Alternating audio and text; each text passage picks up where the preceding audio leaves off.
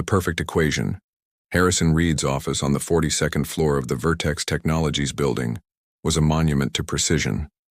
Floor-to-ceiling windows offered a panoramic view of San Francisco's skyline, but Harrison rarely spared it a glance. At 36, he had built Vertex into a billion-dollar AI company by focusing on what mattered: data, efficiency, and rational decision-making.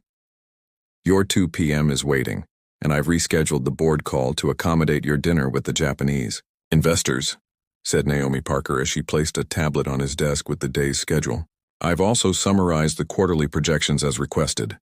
Harrison nodded without looking up from his screen. The Watson account? Secured yesterday. The contract is in your email, flagged as priority. This was why he kept Naomi as his executive assistant despite his tendency to cycle through employees. For 3 years, she had anticipated his needs with an efficiency that matched his own. No emotional complications, no unnecessary small talk, just results. Thank you, Miss Parker, he said, the formality a comfortable barrier between them. If the professional distance bothered her, Naomi never showed it. At 32, she maintained the perfect balance of competence and invisibility that Harrison valued. Her tailored navy suits and precisely styled brown hair were as predictable as her punctuality. What Harrison didn't know was that beneath Naomi's professional veneer lay a mind that rivaled his own. Before financial necessity had pushed her into administrative work, she had been pursuing a doctorate in computational mathematics. Even now, she spent her nights developing algorithms that could predict emotional responses based on behavioral patterns, work she kept hidden from her emotion-averse boss. Will there be anything else? She asked, her voice neutral. No, that will be all. Harrison returned to his work, dismissing her presence as easily as closing a browser tab. Later that evening, as the office emptied, Naomi remained at her desk. The building grew quiet except for the gentle hum of electronics and the occasional ping from her computer. She glanced at Harrison's closed office door. He would be there for hours yet, reviewing data and preparing for tomorrow's investor meeting. Naomi opened a hidden folder on her laptop. Inside was her research project, hundreds of pages of mathematical formulas and behavioral analysis models. Her latest work focused on emotional pattern recognition in individuals who displayed high-functioning compartmentalization, people exactly like Harrison Reed. Working late again, Miss Parker? Harrison's voice startled her. He stood in his doorway, jacket still perfectly pressed despite the late hour. Naomi quickly minimized her window. Just finalizing the presentation for tomorrow. He approached her desk, eyes scanning her workspace with analytical precision. The Archer investors expect comprehensive projections. Is everything prepared? Of course, she replied. I'll send you the final version before I leave. Harrison paused, his gaze lingering on her screen a moment too long. You've been here until 9 every night this week. Was that concern? No, Harrison Reed didn't do concern. It was data collection, pure and simple. The quarter end requires extra attention, she explained. He seemed to accept this. Don't let it affect your performance. Exhaustion leads to errors. I understand. After he returned to his office, Naomi exhaled slowly. She had nearly finished the investor presentation, but she also needed to complete her research paper for an anonymous submission to the International Journal of Behavioral Mathematics. Both were due tomorrow. As midnight approached, Naomi's eyes grew heavy. She had been working 16-hour days for weeks. The investor presentation was complete, and her research paper just needed a final review. She saved both files to her desktop and began the email to Harrison with the presentation attached. As she clicked send, a wave of exhaustion washed over her. She gathered her things and headed for the elevator, satisfied that everything was in order. What she didn't realize was that in her fatigue, she had attached the wrong file. And tomorrow, Harrison Reed would open not the investor presentation he expected, but a mathematical analysis of his own emotional patterns and the theoretical algorithm for breaking through his carefully constructed walls. The variable Harrison Reed's morning routine never varied. He woke at 5:30 a.m., exercised for precisely 45 minutes, showered for 7, and arrived at the office by 7:15. The predictability was comforting, a framework that allowed his mind to focus on problems worth solving. This morning, he opened his laptop on the private jet bound for New York, prepared to review the Archer investment presentation before landing. The email from Naomi Parker sat in his inbox, punctual as always. "Let's see what we're working with," he muttered, opening the attachment. Instead of sleek corporate slides, a document appeared with an academic header. Emotional algorithm mapping, predicting breakthrough points in high-functioning individuals with effective compartmentalization syndrome. Harrison frowned. Had she sent the wrong file? He was about to close it when a section heading caught his eye. Case Study A, Executive. Profil, he began to read, and his carefully ordered world tilted on its axis. The paper outlined a mathematical model for predicting emotional responses in individuals who systematically suppressed emotional processing. The case study described a subject with striking similarities to himself. A tech executive who had experienced a significant personal betrayal at age 24, precisely when his fiancée had left him for his business partner, followed by a measurable increase in work productivity and a corresponding decrease in personal relationships. The mathematics were elegant, the behavioral observations astute. Most disturbing was the conclusion that such individuals weren't truly emotionless but had developed complex systems to redirect emotional energy into productive channels, systems that were ultimately unsustainable. Subject A demonstrates classic patterns of emotional displacement rather than absence, the paper read. The mathematical probability of system failure increases exponentially after 12.7 years of sustained suppression, with breakthrough events becoming statistically inevitable. Harrison checked the timestamp on the paper. If the model was correct, his own system failure was projected within 8 months. The insight was unnerving, but what truly shook him was realizing who had written it. Naomi Parker, his efficient, invisible assistant, had been studying him.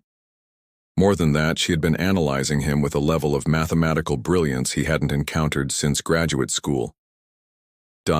Who was this woman who had quietly worked alongside him for 3 years? As the plane began its descent, Harrison closed the file and stared out the window. For the first time in years, his mind wasn't on the business at hand. Back in San Francisco, Naomi Parker was experiencing her own moment of crisis.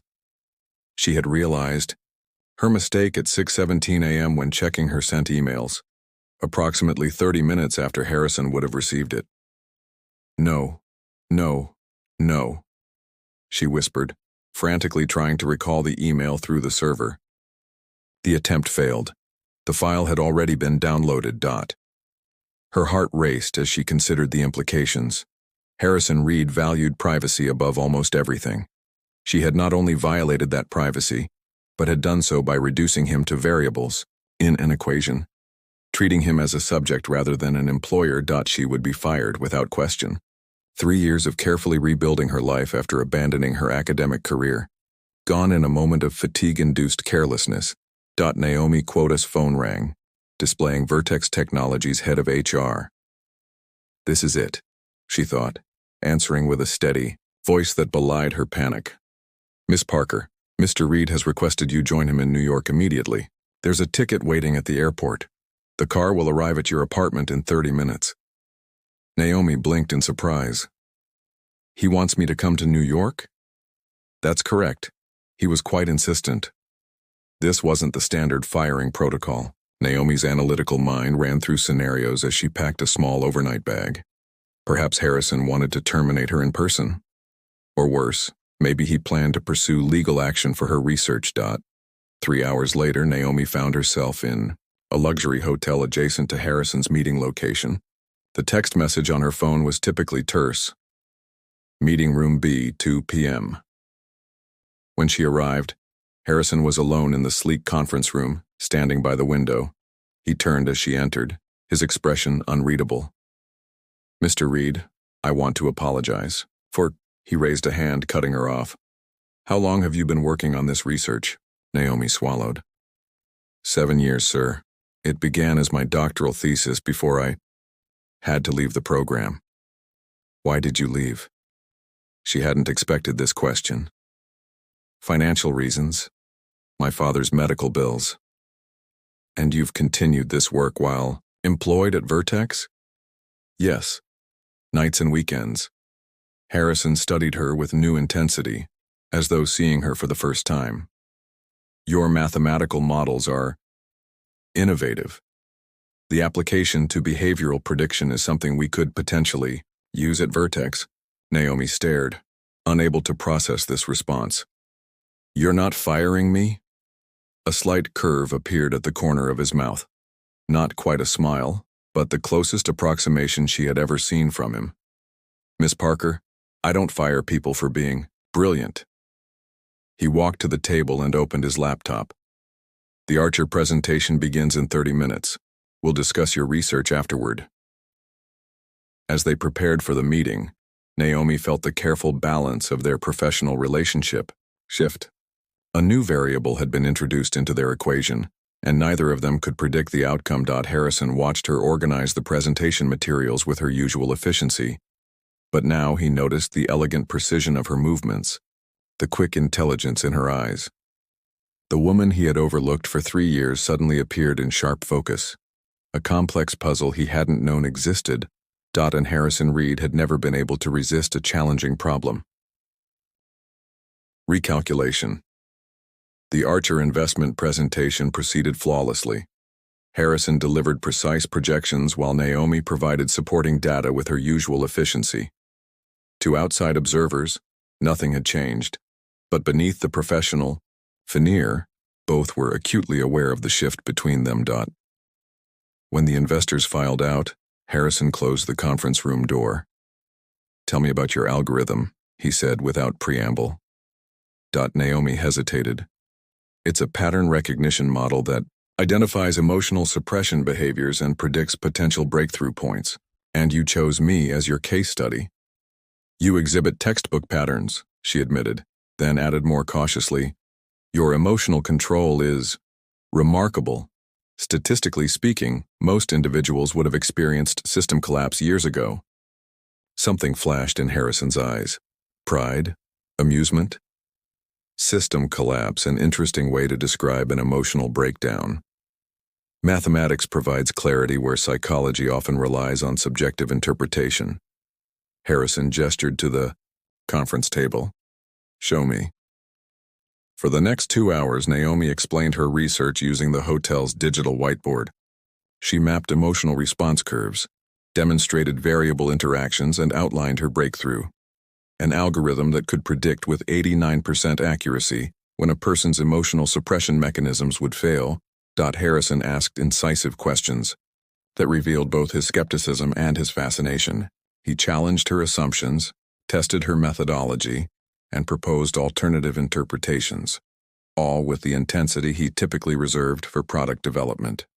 So according to your model, he said finally, my system failure is imminent. Naomi looked directly at him. The model suggests you're approaching a critical threshold, yes. And what happens at this threshold? That depends on external variables, specifically whether there's a suitable outlet for the suppressed emotional energy. Without one. She hesitated. Go on. Catastrophic destabilization is likely, in human terms, burnout, breakdown, or both.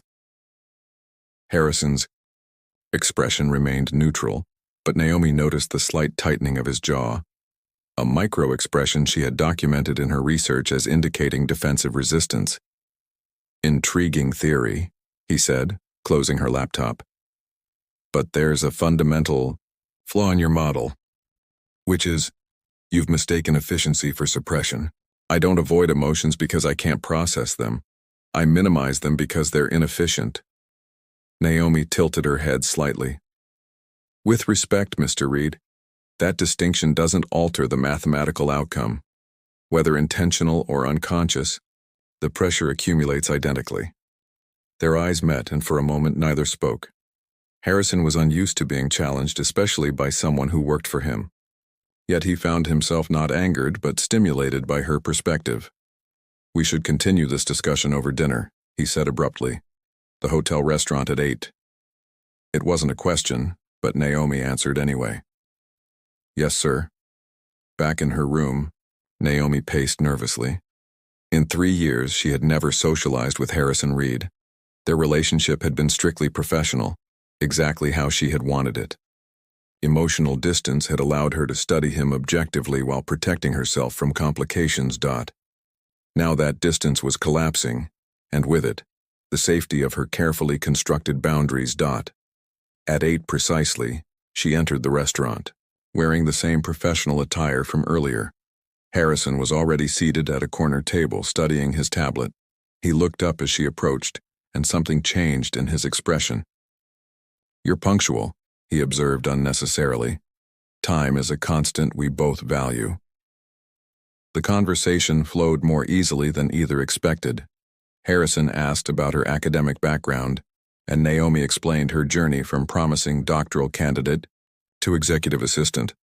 Your father's medical bills forced you to abandon your doctorate, he clarified, sipping his wine. Yes. The university offered only partial funding, and when he needed specialized treatment, she shrugged. Mathematics couldn't solve that equation.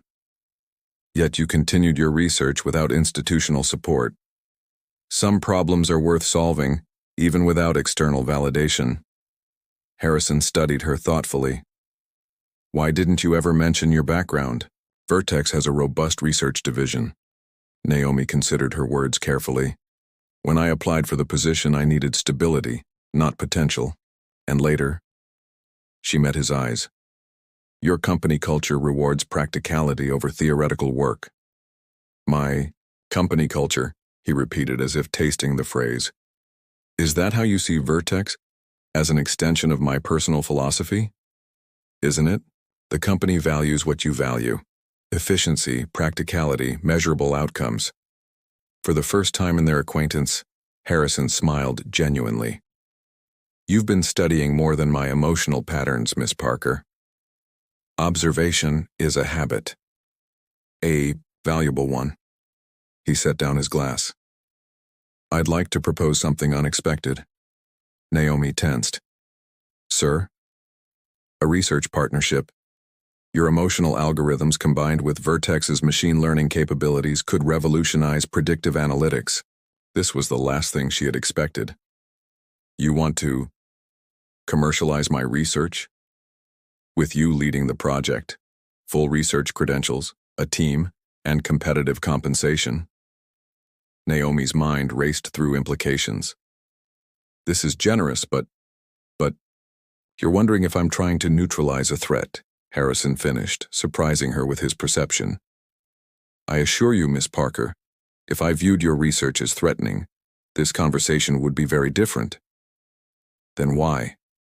Harrison considered her question with uncharacteristic thoughtfulness. Perhaps your algorithm is correct. Perhaps system optimization requires periodic reassessment. He leaned forward slightly. Or perhaps I simply recognize untapped potential when I see it. The intensity of his gaze made Naomi acutely aware that they were discussing more than research, opportunities. The professional boundary between them, the one she had relied on for both her studies and her emotional safety, was dissolving. I'll need time to consider your offer, she said carefully. Harrison nodded. Of course, but don't take too long. According to your own calculations, we're both approaching critical thresholds. As they parted in the hotel lobby, Harrison stopped, her with a light touch on her arm. The first time he had ever initiated physical contact. One more thing, Miss Parker. Yes? If we're to be research partners, I think it's time you called me Harrison. Naomi felt a small but significant shift in her mental model, a recalculation that would change all subsequent equations. Good night, Harrison, she said softly, testing the new variable. He smiled, and Naomi observed with scientific detachment, and something less quantifiable, how it transformed his features. Good night, Naomi. Unexpected values. 3 weeks after the New York trip, Vertex Technologies hummed with rumors. Harrison Reed had established a new division called Behavioral Analytics, headed by his former assistant. More shocking to longtime employees was the transformation in Harrison himself. He still demanded excellence, still made decisions with ruthless efficiency, but something fundamental had changed. He asked about my daughter's recital, whispered one developer to another as Harrison passed, in the hallway. Actually waited for an answer. In the sleek new research lab on the 40th floor, Naomi stood before a wall of equations, frowning at inconsistencies in her latest model. The transition from assistant to research director had been abrupt but exhilarating. For the first time in years, her mind was fully engaged in the work she loved. "Your team is impressed," Harrison said, entering without announcement, a habit he hadn't broken. "The engineering division is already integrating early versions of your emotional prediction algorithms into our virtual assistant product." Naomi turned, marker in hand. "The models aren't ready for implementation. We're still calibrating the sensitivity parameters." Harrison approached the whiteboard, studying her work with the focus he typically reserved for quarterly projections. "The board is pleased. They're talking about applications in healthcare, customer service, even political forecasting." "That wasn't the purpose of my research," Naomi said, a note of concern in her voice. "Purpose evolves. Your work has value beyond what you initially imagined." Naomi set down her marker. Over the past weeks, their professional relationship had developed a rhythm, challenging, stimulating, occasionally confrontational. She had discovered that Harrison respected direct communication, even when it contradicted his views. "We need to discuss ethical boundaries," she said. "These algorithms weren't designed to manipulate emotional responses." Harrison raised an eyebrow. "Prediction isn't manipulation. It can be, depending on application." Their eyes met in silent challenge. This tension, intellectual, professional, and increasingly personal, had become the undercurrent of their interactions. "Join me for dinner tonight," Harrison said abruptly. "We'll discuss implementation ethics." Since New York, they had shared several working dinners, each stretching longer as conversation extended beyond professional matters. Naomi had learned about Harrison's childhood as a mathematical prodigy, his early struggles in business, and the betrayal that had reconfigured his approach to both work and relationships. In turn, she had shared her passion for abstract mathematics, her father's illness, and her temporary abandonment of academic ambitions. 7 o'clock, she asked. "I'll send a car." Later that evening, they sat not in a restaurant, but on the terrace of Harrison's penthouse overlooking the bay. The setting sun cast everything in amber light, softening the sleek modern furnishings. "This is unexpected," Naomi observed, accepting a glass of wine. "I thought privacy would facilitate more candid discussion." But as dinner progressed, their conversation drifted from ethics to more personal territory. Harrison described his latest sailing expedition, while Naomi shared her recent reconnection with former academic colleagues. "They must be impressed by your new position," Harrison said. Naomi smiled wryly. "Actually, several questioned my decision to commercialize my research. They called it selling out to the corporate algorithm machine." "Does their opinion matter to you?"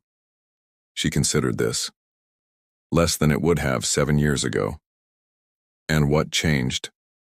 "I recognize that theoretical purity doesn't solve real-world problems." She looked at him directly. "Something you understood before I did." Harrison's expression softened, a subtle change few would notice, but Naomi had been studying his micro-expressions for years. "We make an effective team," he said. "Your theoretical framework, my practical application. Is that what we are, a team?" The question hung between them, laden with unspoken implications. Harrison set down his glass carefully. "I find myself in unfamiliar territory, Naomi." His voice was quieter than usual. "For someone who values precision, the ambiguity of our current dynamic is challenging." "Would you like me to clarify the variables?" she asked, employing their shared language of mathematics. "Please do." Naomi took a measured breath. "Variable 1, I was your employee. Now I'm your colleague, which alters the power dynamic but creates new complications. Variable 2, your company is commercializing my research, tying our professional futures together regardless of personal outcomes.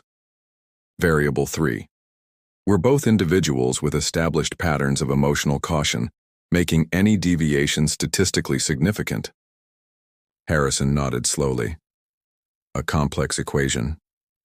With multiple potential solutions, she agreed. And your preferred solution would be?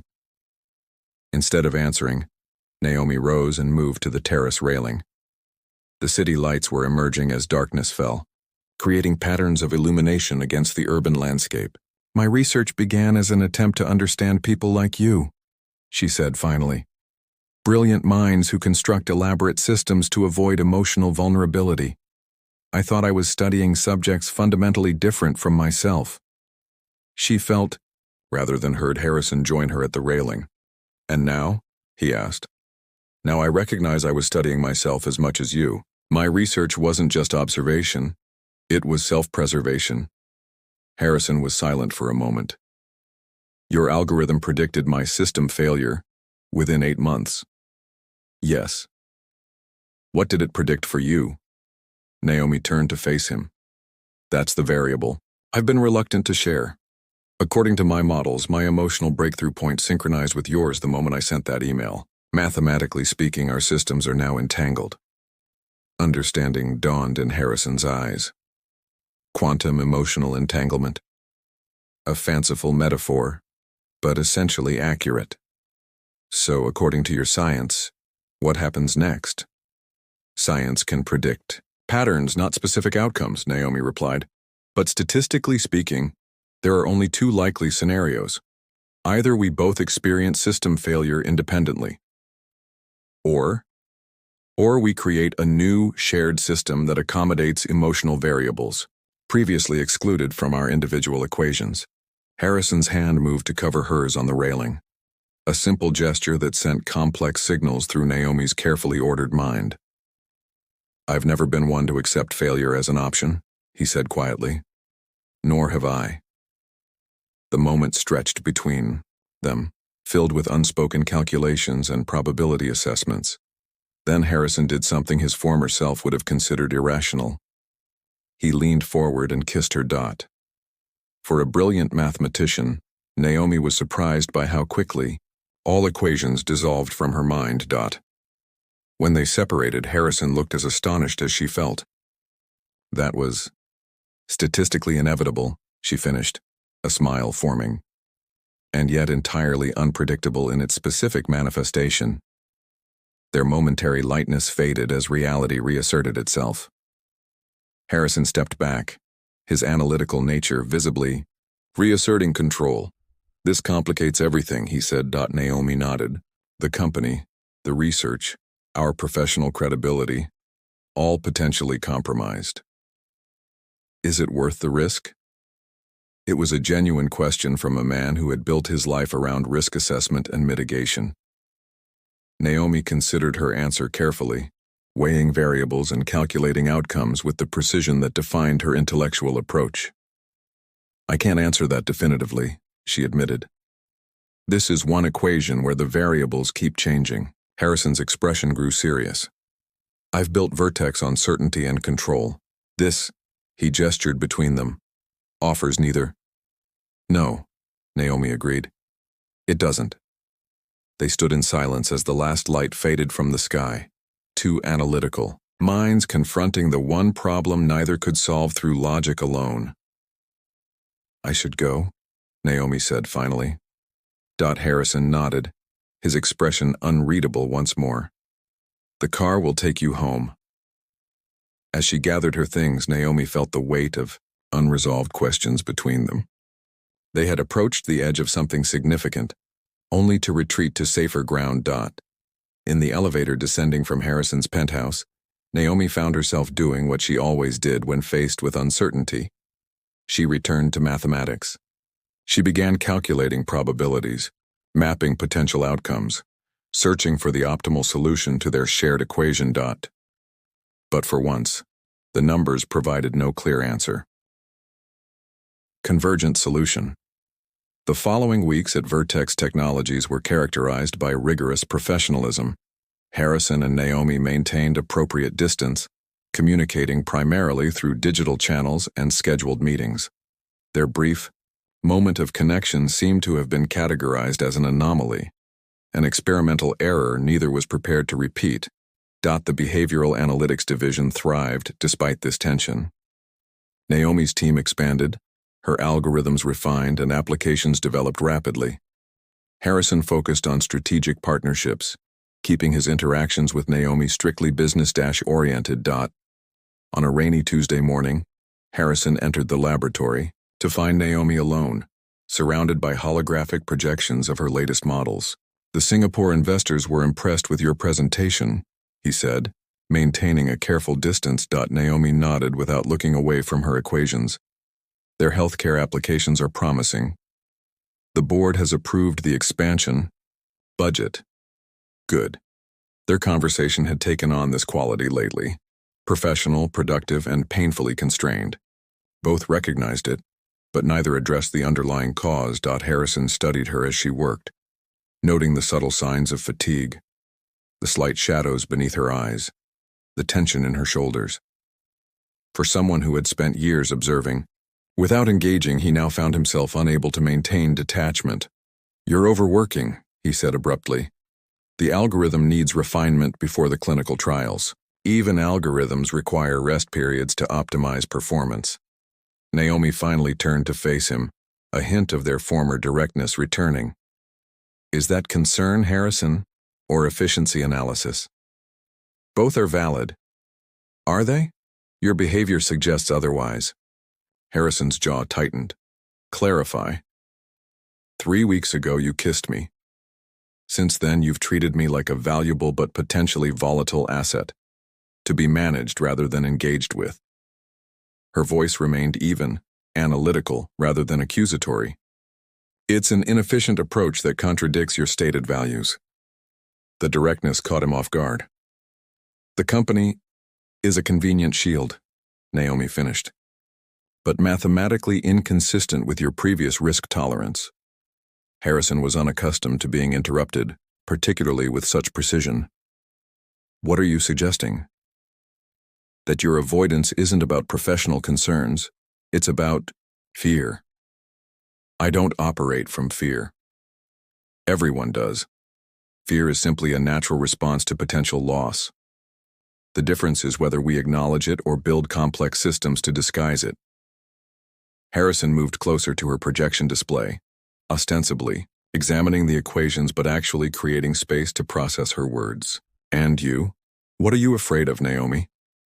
She shut down the holographic display, removing the barrier between them. "That my algorithm is fundamentally flawed. Your research is sound. Not that algorithm, the one I've been running internally, the one that calculated we could integrate our individual systems without catastrophic failure." A moment of silence stretched between them. "You've been analyzing us," Harrison said finally. "Of course, it's what I do." "And your conclusion?" Naomi's professional composure faltered slightly. "Inconclusive. Too many variables remain untested." The laboratory felt suddenly too small, too confined for the conversation unfolding. Harrison made a decision. "Come with me." "Where? Does it matter?" After a moment's consideration, Naomi nodded. "No, it doesn't." 30 minutes later, they stood on the Golden Gate Bridge walkway, buffeted by wind and occasional rain. The iconic structure stretched before and behind them, a marvel of engineering and human determination. "I used to come here when I first started Vertex," Harrison said, looking out at the churning water below. "When problems seemed unsolvable." "Did it help?" "It provided perspective. The bridge exists because someone calculated that the impossible was merely improbable, given sufficient understanding of the variables." Naomi studied his profile against the gray sky. "Why are we here, Harrison?" "Because laboratories are controlled environments. Some equations need to be tested against real-world conditions." He turned to face her fully, rain dampening his usually immaculate appearance. "Your algorithm predicted system failure for me. A breakdown of emotional control constructed after personal betrayal." His voice remained steady, but Naomi detected the micro-expressions that indicated significant internal effort. What it failed to predict was that the breakdown would be voluntary. Voluntary? Yes, I've spent 12 years perfecting a system that maximized productivity while minimizing vulnerability. It was elegant, efficient, and ultimately limiting. Naomi's analytical mind raced to process this unexpected data point. You're saying you've chosen to dismantle your own system? I'm reconfiguring it to accommodate new variables. His eyes held hers. Specifically you. The directness of his statement caught her off guard. That's statistically unusual behavior for someone with your profile. A smile touched Harrison's lips. Perhaps your case study was more complex than you initially calculated. Or perhaps the observer effect altered the outcome. Naomi moved. Closer, professional distance forgotten. By studying you, I changed you. And yourself as well. She couldn't argue with his assessment. The woman who had spent years analyzing emotional patterns from a safe distance now stood exposed to elements both meteorological and metaphorical. What are you proposing? She asked. A new algorithm. One we developed together without predetermined outcomes. That's not how algorithms work. Then perhaps we need a new mathematical model. Harrison reached for her hand, his touch deliberate. One that embraces uncertainty as a feature rather than a flaw. The rain intensified around them, but neither moved to seek shelter. For two people accustomed to controlled environments, the wildness of the moment felt appropriate. I calculate significant risk, Naomi said softly. As do I. But also significant potential. The company will adapt, or it won't. Either way, it's a secondary variable. Naomi looked at him with surprise. That's an unprecedented position for you. Growth requires recalibration of priorities. Harrison's hand tightened around hers. I've spent my life optimizing for success, as I defined it. I'm proposing a new definition. And what would that include? You. The simplicity of his answer belied its complexity. In whatever capacity makes the most mathematical sense. Naomi laughed then, a sound Harrison realized he had rarely heard but immediately wanted to optimize for. That might be the most romantic thing anyone has ever said to me, she said. I'm still learning the language. She stepped closer until they were sharing the same space. Rain falling around them in patterns as complex and beautiful as the equations that had brought them together. Then perhaps we should establish a new communication protocol, she suggested. Demonstrate, Harrison challenged, his former confidence returning in this new context. Naomi did, reaching up to pull him toward her with surprising decisiveness. Their kiss on the bridge was different from their first, less tentative, more exploratory. A hypothesis being tested and confirmed. When they separated, Harrison looked at her with an expression she had never documented in her research, one that contained too many variables to classify. I believe we have the foundation for a workable algorithm, he said, his voice less controlled than usual. It needs refinement, Naomi countered. Extensive testing under various conditions. I propose an iterative development process. With regular evaluation metrics and flexible parameters. They stood together on the bridge as the rain gradually subsided, two analytical minds finding unexpected harmony in the most complex equation of all. Their future remained unpredictable, full of variables neither could fully calculate, but for the first time, that uncertainty felt not like a system failure, but like a breakthrough. 6 months later, the Behavioral Analytics Division unveiled its groundbreaking work at an international conference. The presentation was delivered jointly by Harrison Reed and Dr. Naomi Parker, whose relationship had become the subject of considerable speculation in both corporate and academic circles. Their algorithmic innovations transformed emotional prediction models across multiple industries, but their greatest creation remained private. The unique integration of two brilliant systems that had once operated in isolation, now functioning as a more complex, more resilient whole. As applause filled the auditorium, Harrison leaned toward Naomi. Satisfactory outcome? She smiled, her hand finding his beneath the podium. The preliminary results are promising, but I believe further research is warranted. A lifetime study? At minimum. And as they turned to acknowledge the audience, both recognized what their algorithms had ultimately proven, that even the most precisely calculated systems required an essential variable called love, unpredictable, occasionally irrational but mathematically essential for optimal human function.